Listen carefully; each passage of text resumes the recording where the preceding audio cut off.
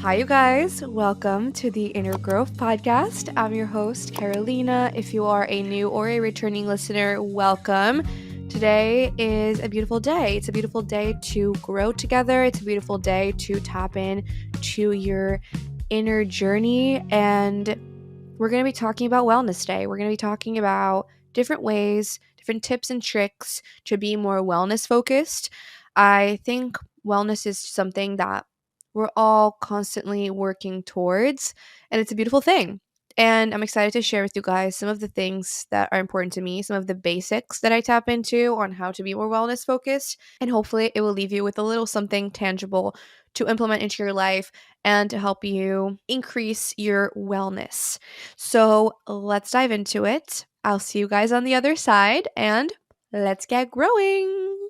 Let's do it.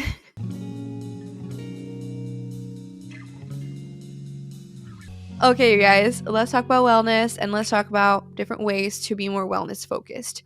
The first thing that I want to do, which you guys know I love to do in a lot of my episodes, is to just lay down the base, is to get clear on what even is wellness, right? What does it mean to be connected to your wellness? And when I think about wellness, what it means to me at least is this ability to be well, right? To be well, it's not just about eating a certain way or working out in a certain way or even about what you look like.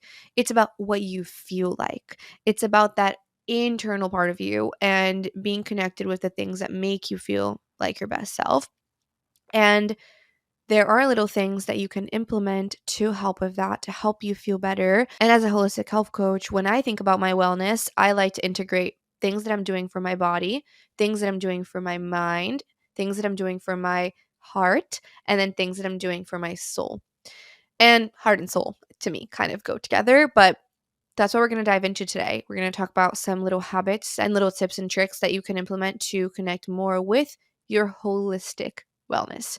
So, we're going to start out with physical health, physical wellness. I think this is important. I think it's something a lot of people want to focus more on and want to prioritize more. And life can get busy, right? Things happen. And so finding different ways to connect with your physical health and to feel well physically is really important for like longevity reasons and also just for your overall happiness. So the first thing that's super underrated is drinking enough water. I remember in 2020, I think it was like before 2020, I did not drink water, guys. Like I just was not someone who drank a lot of water. Maybe I'll occasionally have a cup of water, but when I did the 75 hard, which I did in 2020, that's how I started my content creation journey on TikTok way back when. I was drinking a gallon of water. And I don't think you need to drink a gallon of water every single day. Like, I don't even drink a gallon of water every single day now. But drinking like 2 liters of water, like 2 big water bottles a day, it has made me feel so, so good. It helps with so many things. Like, obvious things are your skin, your digestion, your energy. All of that is improved by drinking water.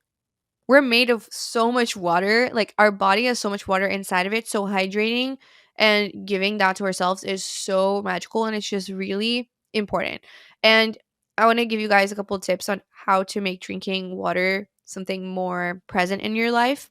I notice a lot in my parents, they don't drink a lot of water. What ends up happening and the reason they don't drink water is that one, they don't use a water bottle, and two, they often reach for drinks at meals and at situations like that are not water.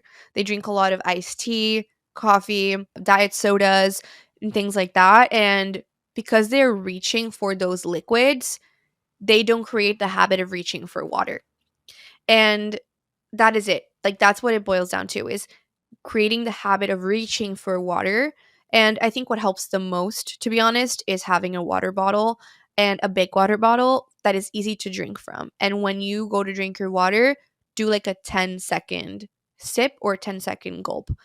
In 10 seconds, you can drink a lot of water. And in doing that, that already helps you increase your water intake because if you're just taking your water bottle and you're just taking like a small little sip, you're not going to make much progress with getting through a whole water bottle in a day. So that is like the biggest hack. And getting into the habit of when the water bottle is empty, you fill it up. you go to the kitchen and you fill it up so that it's always filled up. And just aim to get 2 water bottles into your body. I use the Stanley quencher and it's like 0.75 liters, I think. So I aim to drink two, ideally like 2.5 of them. And I love the Stanley quencher because there's something about like the shape of it, the little straw that they have. It just makes drinking water so easy. Like I end up drinking a lot of water in one like sip because the straw just has something about it. It just works really well. So that's what I would recommend. Like those are my biggest tips on how to increase your ability to drink water. Okay. Next is movement. Movement has so many benefits for our physical wellness. One of the main ones for me is the benefit that I get of the endorphins, right?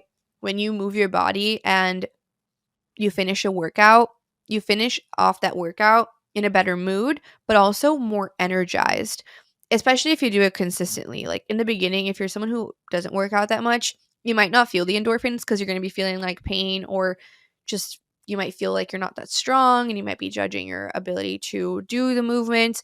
But with time, as you like do it more and you get a little bit better at the movements that you show up for, it actually gives you those endorphins and it feels so incredible. So that is something that I always encourage people to do, but you have to do it for the right reason because for so long in my life I was moving my body because I was trying to shrink myself or I thought that I had to look a certain way or I was doing certain workouts and I didn't really even enjoy the experience. It just felt kind of like a punishment. And so connecting with movement from a loving place and knowing that I'm moving my body because it feels really good and because it helps me show up better in life, because it gives me energy. All of those things have helped me show up for it consistently and also finding workouts that I actually enjoy. Like, that's so important. And ultimately, to make showing up for movement a bigger part of your life, you also have to figure out what types of movement you like, what workouts you enjoy. Because if you enjoy the movement that you're doing, it's so much better. It's actually so much better. And it might take you a little while to figure that out. And you might have to try something a couple of times before you actually are able to determine if you like it or not. Like, you can't just try it once and be like, I hate this. Maybe try it a second time or a third before you completely exit from your life.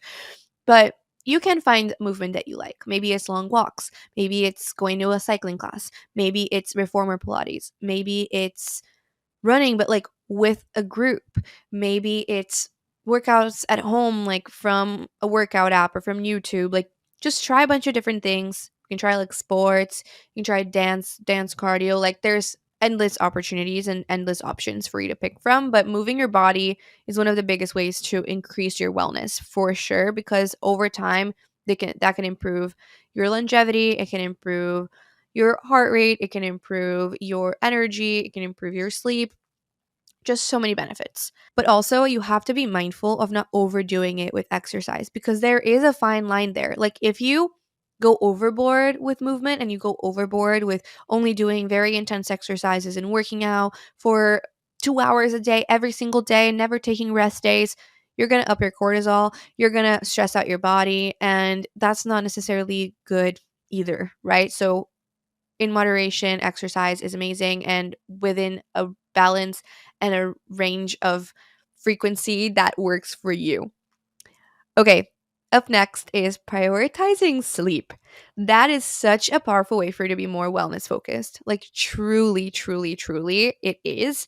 And that is something that I have learned more recently in my life because I, for so long, was someone who didn't have sleep hygiene. I would go to bed pretty late, like get into bed 11:30 and then just end up falling asleep late and waking up tired. And taking care of your sleep is so essential for your energy, for your skin, for your overall health. So really, really make that a priority in your life and you're going to instantly notice so much benefit. But I want to share it with you guys some more tangible ways on how to make sleep a priority for you and how to improve your sleep because it's something that I have recently kind of like mastered a little bit, I will say. And it's come with a lot of trial and error, that's for sure. But still a work in progress. And again, we're not aiming for perfection. Like, for example, I know that if I'm going out to dinner with a friend, if I'm going out with my friends somewhere to a concert, like I'm inevitably going to get less sleep. And it's like, how do you do that in balance? Like, how do you know when it's time to come home? How do you stay okay with like that happening and then still prioritize going to bed a little bit earlier on the other days? Like, be kind to yourself and also like leave room for you to be human, for you to have fun, because that's important as well. When it comes to sleep hygiene, here's what I will say has worked for me. Okay, so I'm going to run you guys through my current night routine and what's been working for me on nights when I am not going out. On nights when I'm just home, like it's a weekday, I'm working from home, this is what I do. Ideally, I like to finish work by 6:30 because that's when my timing with my night routine is the best. But that doesn't happen every single day because being self-employed is a journey. And some days I start meetings later in the day and end up finishing work a little bit later. But my ideal is like max 7:30. Once I finish work, I like making dinner. I'll eat dinner with Pedro, we eat together, and then we will watch an episode sometimes of a show that we're enjoying together, or we won't watch any TV. But after that, I make a little magnesium drink. I've been loving the magnesium powder from Moon Juice. It's like this pink powder. It tastes like raspberry jello. It's so good. I put that in my water. I drink my magnesium, and then I go to the bathroom to start my unwinding routine. So I like take off my contacts. I clean my face, do my skincare, which is very simple at night. Usually I just like take off my makeup, cleanse my face, and then do some like serum and moisturizer and brush my teeth, and lay in bed with my cute little glasses, my PJs, and read. And reading a book for me is what helps me the most with like stopping overthinking, because if you're like scrolling on your phone right before bed, it's really likely that you're going to overthink before you fall asleep, especially if you're already an overthinker. Pedro actually scrolls before bed and he's able to just like turn his phone off and fall asleep, but I'm not like that, and I know a lot of people are not like that, and I really find it takes me way longer to sleep if I do scroll like 30 minutes before bed. So I try to put my phone away like after we eat dinner, and like when we're watching your show, or like when I'm having my magnesium, like I'm already not scrolling. And I read, and the moment that I start to get sleepy, I don't push past that. I just put my book away and I'm like, okay, I can continue reading this tomorrow, and I go to sleep. And that is my night routine, and that has helped me a ton. So unwinding, actually stopping work, having dinner, having my magnesium drink, doing my skincare, and then hopping into bed to read. It's not that complicated, but it's really lovely. You can also just take a magnesium capsule. I was doing that before, but recently I've been loving my magnesium drink. So that is it for my sleep routine. And I have to say, my Aura Ring has been very happy recently. I've been getting very good Aura Ring scores, which is very exciting. Like, guys, I used to not get good Aura Ring scores for sleep and for my readiness, and I've become like a triple star person every single day for the last like 10 days or like 2 weeks. So it's been very exciting. I'm very proud of myself for that. And the last habit and tip and trick that I will share about physical health is relating to eating. I think that eating healthy is very important to me. Eating healthy meals, eating enough protein, eating fiber, eating whole foods, all of those things are important to me. Why? Because that helps me nourish my gut, give myself nutrients, give myself energy, which are all lovely things. But I actually do these things because I enjoy eating healthy. Like, I make eating healthy also delicious, and that makes me look forward to my home cooked food. That makes me look forward to the experience of cooking. That makes me look forward to the recipes that I make. And I'm not eating healthy because I'm trying to shrink myself or because I'm trying to look a certain way. I am simply doing that because I love it, and because it gives me energy and it helps my bowel movements and that makes me feel great, and it's just out of love. And that is so important when it comes to truly being well. It's working on your relationship with food and finding a way where you can make eating healthy and cooking a yummy and delicious experience for you, but also realizing that you don't have to eat like that all of the time to be well. And you deserve to leave room for other moments to interact with food, whether that means you're going out to a restaurant with friends or enjoying the bread with olive oil when it comes out at dinner when you're eating out, or leaving room to go get ice cream with your friends or your partner, or having a drink at dinner if you want, like going and getting that pastry that you are craving. Like leaving room for these little moments is so important, and realizing that you deserve them. You deserve that balance. And when you tell yourself that you deserve these things and you leave room for them and you tell yourself, okay, if I want to have dessert, I can totally have it, it's actually way better because you don't have a lack mindset around food in that way. And when you give yourself that permission, you realize that, okay, I actually don't want a dessert today. That's totally fine. But then when I do want dessert, I can have it. And like that freedom is so beautiful. And it comes down to that self love and that ability to give yourself permission to enjoy these things. And at the same time, connecting with healthy eating from a loving place and out of like, I actually want this for myself. Like, I actually want to nourish my body, and it's out of wanting to feel good because I know that when I eat these things, I feel my best. My gut is better, like all of that. Like having a core why for why you choose to eat healthy, that's out of love, not out of shame, self-judgment and guilt, or like trying to shrink yourself. And at the same time, giving yourself freedom around food, that is so important to me when it comes to my wellness. Okay, let's switch gears and talk about the mind. Let's talk about mental health and little ways to support your mental well being. The first thing that I will share that is kind of obvious, I think, is create a mindfulness practice in your life. This doesn't have to be annoying, it doesn't have to be something that you should be doing, that you have to be doing. It can be something that you look forward to. And again, the way to help yourself look forward to your mindfulness practice is to make it enjoyable and also to have a very clear why. For me, my mindfulness practice these days has been looking like 5 minutes of meditation in the morning and 10 minutes of journaling. And I consider journaling a mindfulness practice because you are connecting with your mind, you're connecting with your thoughts, you're putting them on paper, and you're also helping yourself clear mental clutter. You're helping yourself understand yourself better. And when you're journaling, you can't be doing anything else. You have to be completely present and doing that thing with mindfulness. And so, those are two things that I have been doing that have been helping me connect with my mindfulness. But the reason for me that it has become very fun and something I love and I'm looking forward to is that I have been having matcha and greens with water while I'm journaling and before I meditate. I found an app that has very cool meditations that I'm enjoying a lot called Balance. I also really like the app Open. I also play like either jazz music or like some very chill music. There's a playlist called Ambient X on Spotify that I like a lot. So I've been playing that while I journal. And all of that has just made the experience something I look forward to and something I want to prioritize in the morning.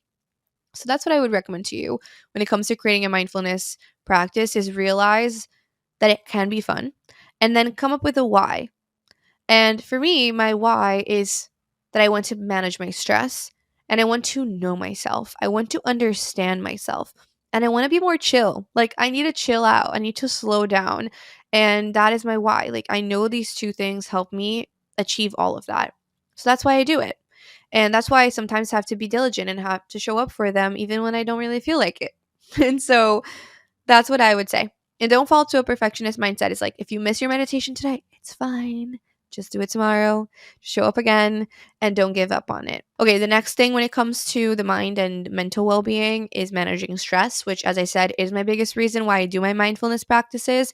But managing stress is really important because if your stress is out of whack, if your cortisol is out of whack, and you're just always stressed out, it's really hard to be well. It's really hard to feel at peace. It's really hard to find flow in life. So you have to make that a priority. And I think we live in a pretty stressful world, right? With the pace of life that we have these days, with just the amount of information we're flooded with all the time, and the ability we have to always multitask. Like, there's just so much going on all the time. So, learning to manage your stress is really important. And the first part of that is acknowledging what is your biggest source of stress right now. Maybe there's a life event happening, like maybe you're moving, or maybe you're changing jobs, or maybe you just got into a relationship, or you just ended a relationship, or you just ended a friendship, or you just moved out of your parents' house, like you just had kids, like something big. Like if something big happened, that can be a stressor, or if something's about to happen, that can be a stressor. But also maybe you're just stressed out in general about your relationship. You're stressed out in general about your work. So just first realize where your stress is coming from. Like it's really important to know the root, because that's when you can kind of start doing something about it. And I really think of stress management in two ways. There's proactive stress management, and then there's reactive. So there's things you can do proactively ahead of time to minimize your stress and to keep it at bay. And then there's things that you can do when you're already stressed out to help yourself. So for me, some of the things that I do proactively to prevent my stress is movement. For me, it's such a release. Like if I don't work out for an extended period of time, I'm way more on edge and way more stressed out. So movement for me is huge. Also, meditation and journaling, which are two habits that I was very disconnected from since like August of 2023. And I recently reintroduced them, and I've been noticing what a difference it's already made in my stress levels. And the app that I've been using for my meditation, which is called Balance, like on that app, you can tell the app like what your main focus is or your main reason is for wanting to meditate. And I input that my main focus is stress management, or like reducing my stress. So they make tailored, personalized meditations for me based on my goals. And that's really cool. And then something else that I do that I've been doing for a few months in a row now is I take this supplement called Daily Calm. It's from the brand Within, which is spelled as WTHN. And this supplement has a bunch of different herbs. It's like a Chinese medicine supplement, and it makes me feel great. And I think now that I've been using it for definitely 3, but it's probably more months in a row, I've been feeling so much better. Like I have noticed my anxiety reduced a lot, but I also think finding a sense of routine in general can really help with your stress and getting enough sleep. When you're underslept, like when you're sleep deprived, your stress is so much higher, both physically and mentally, because you're not giving your brain enough time to like fully reset. You're not giving yourself time to like just get enough REM sleep or deep sleep, which are so important for like emotional stability and restfulness and energy and all of that. So, sleep is so important. And then the reactive stress management is when you're already in that moment and you're freaking out and you're really stressed. The number one thing that helps me is writing things down. Whether I'm like writing out a to do list of like everything that I have to do. I don't have to do it all today. I just have to get it out of my head. Writing a to do list, so key. And also mind dumps. Just like write out everything that's in your brain. Like no one has to read your journal. Just write it out. It's so helpful. Something else that's really great is venting. Just vent to someone who makes you feel safe, seen, and understood. If you don't have someone in your life that makes you feel like that, you can always vent to your voice memo app on your iPhone. But if you do, whether it's a partner, a friend, a family member, or a therapist or a coach, lean on those people because those people are there for you. And setting the intention before you vent to them always helps. Just be like, hey, I really need someone to talk to. Can I please talk to you? Like, can I just vent? Like, I just need to get this off my chest. Like, I don't need advice. I don't need you to solve anything for me. Can you just hear me out for a sec? I really need to talk to someone. Boom. There you go. You set the intention. They know what they can do to support you, and you're set up for success. That's so great. And the next thing, or the next two things, are disconnect from your phone. Like when you're already in that stressed out state, disconnect from your phone, because if you go on your phone and you start consuming content and consume more information, it's probably only going to cause you to get more overstimulated and therefore more stressed out. So that's something I try to do. And then go for a shower or do something that's going to get you to release energy. So maybe you can take a shower meditation where you're visualizing the water just washing away all your stress and all the things you're worrying about. Maybe you just do a long walk with some music. Like just do something to disconnect and to like allow the emotions to move through you. That helps a lot. Okay, the last part of tips and tricks to be more wellness focused ties into your heart and your soul. The first thing in this list is make time for fun and play in life. Yes, it's so important to make money and to get things done and to be productive and to have a good job that you like and all these things. But life is not only about that. Like, I really believe you do not live to work. You work so that you can live.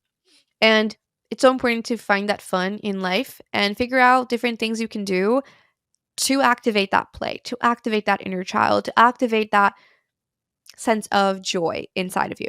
So, just throwing out some ideas. Maybe just play some music, dance around in your living room. Maybe buy a coloring book and color. Make time to read some fiction books and like connect with another universe, or paint, or go take a pottery class, or go take an actual dance class just for fun. You don't have to be good at it, just do it for fun. Or go lay down in the park and have a picnic, or go to a concert with your friends, or have a game night with your friends. Buy a Wii and like just play some games, or play cards, or watch your favorite YouTuber or your favorite comfort show. Like, make time for these activities that are fun for you, because that is so important for your overall wellness and it's so under talked about. So, make time for that. And another thing that's really important for your soul, but I think also for your mental health too, is keeping your space clean, is taking care of your environment. So, declutter your house. Maybe do like 5-minute cleanups every day where you just like take away anything that's like in the surfaces, run your dishwasher, like clean your kitchen, do a weekly reset in your house, like wash your sheets. Like, it doesn't have to be all of these things, but do some of them, do one of them. And that can help so much. Like, clean out your freezer. When was the last time you did that? Like, wash your water bottle. Keep care of your space and make your home your sanctuary, because that way you can help your body feel safe and you can help yourself unwind and you'll feel so much better mentally and in terms of like your heart and your soul. Like, this is so important. It's so nourishing. So that's something that's become super important to me.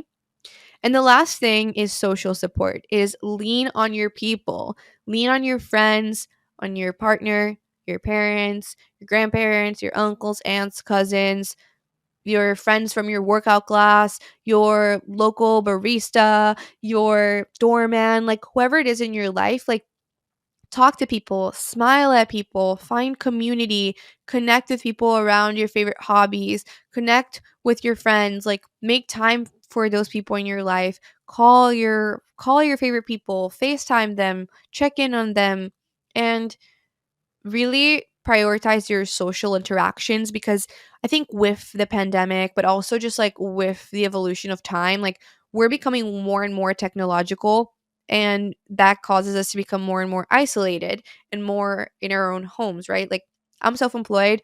I'm a like full-time content creator and coach. Like, all the work that I do is virtual. It's on my computer. It's by myself. I don't really have a big team. So I have to go out of my way to prioritize social interaction. And maybe you are caught up in like the little bubble of your work and the people you interact with there, but it's really important to find friends and community outside of that, and also lean in your family and your loved ones and your family of choice. So that's something I learned a lot last year. I've talked about it multiple times on the podcast, but it's really important. And hopefully I'll be able to host some in real life events for Inner Growth this year, so you guys can meet each other in New York, and it will be great. So hopefully I can foster that for your wellness as well. So those are all of the things. Let's do a little recap. So for your physical health, hydrate, make sure you get your sleep, move your body, and nourish it, but also leave room to have freedom around food and